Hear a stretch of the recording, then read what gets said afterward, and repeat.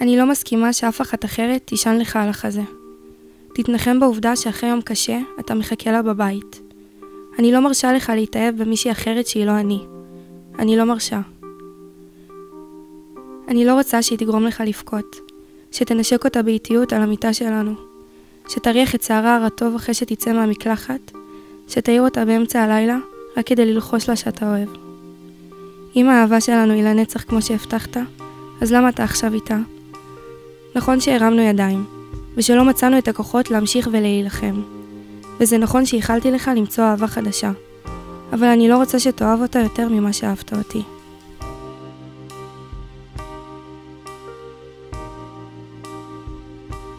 שלום, אני אתי. הקטע ששמעתם עכשיו הוא קטע מתוך הספר שלי כפיות, וכדי שהספר יוכל לצאת לאור, אני צריכה אתכם. אתר הדסטארט מאפשר לרכוש את הספר במחירה מוקדמת, וככה אוכל להוציא את הספר שלי לאור. אני אעריך כל תמיכה ועזרה שלכם. תודה רבה.